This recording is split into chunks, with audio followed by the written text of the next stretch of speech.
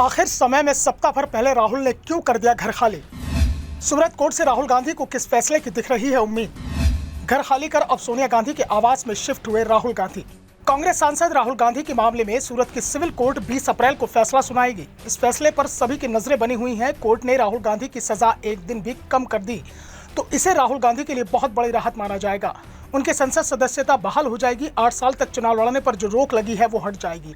राहुल गांधी 2024 का चुनाव लड़ सकेंगे और सबसे बड़ी बात, राहुल गांधी को 12 तुगलक लेन वाले जिस मकान को खाली करने का आदेश दिया गया है वो आदेश भी वापस ले लिया जाएगा।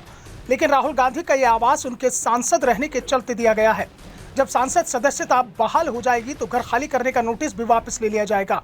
मोदी सरनेम वाले बयान को लेकर सूरत की कोर्ट ने 23 मार्च को उन्हें 2 साल की सजा सुनाई थी। इसके बाद राहुल गांधी को संसद की सदस्यता के लिए अयोग्य करार दिया था।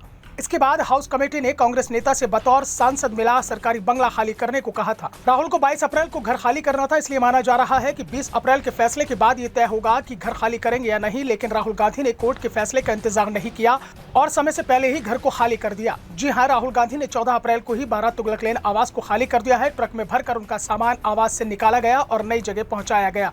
राहुल गांधी ने बंगला खाली कर दिया है और वो अपनी मां और कांग्रेस सांसद सोनिया गांधी के साथ शिफ्ट हो गए हैं, जो फिलहाल उनका नया पता है। राहुल गांधी 2019 में केरल के वायनाड से सांसद चुने गए थे। सांसदी जाने के बाद वह 12 अप्रैल को पहली बार वायनाड पहुंचे, जहां उन्होंने मोदी सरकार पर निशाना साधा। जनसभा को संबोधित करते हुए राहुल ने कहा था कि मेरा घर 50 बार सीज करो, लेकिन मैं जनता के मुद्दे उठाता रहूंगा। आप लोगों को जितना भी डराने की कोशिश करिए, लेकिन फिर भी मैं उनके साथ लड़ता रहूंगा। हम किसी भी नेता से नहीं डरते हैं। वैसे कांग्रेस नेताओं की माने तो राहुल गांधी ने घर खाली किया है, लेकिन अभी घर की चाबी लोकसभा सचिवालय को नहीं सौंपी है।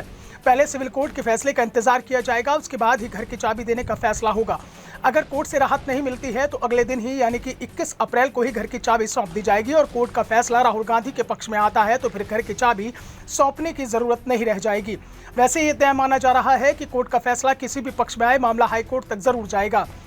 राहुल की सजा कम होती है तो पुणेश मोदी की ओर से फैसले को चुनौती दी जा सकती है, यानी राहुल गांधी के मानहानि वाले केस में अभी लड़ाई और भी आगे देखी जा सकती है। कांग्रेस राहुल गांधी की सजा के मामले में कर्नाटक विधानसभा चुनाव में भुनाने की कोशिश करेगी, ये तय माना जा रहा है, क्योंकि जिस मामले को लेकर राहुल गांधी को सजा सुनाई गई थी वो कर्नाटक का ही है। 2019 में लोकसभा चुनाव के दौरान कर्नाटक के कोलार में राहुल गांधी ने पीएम मोदी को लेकर टिप्पणी की थी, जिस पर उनके खिलाफ गुजरात, बिहार में मुकदमा दर्ज किया गया था। ऐसे में कांग्रेस अब कर्नाटक विधानसभा चुनाव में इस मुद्दे को भुनाने की कोशिश कर रही है, इसलिए कर्नाटक में राहुल गांधी की पहली रैली कोलार में ही रखी गई है।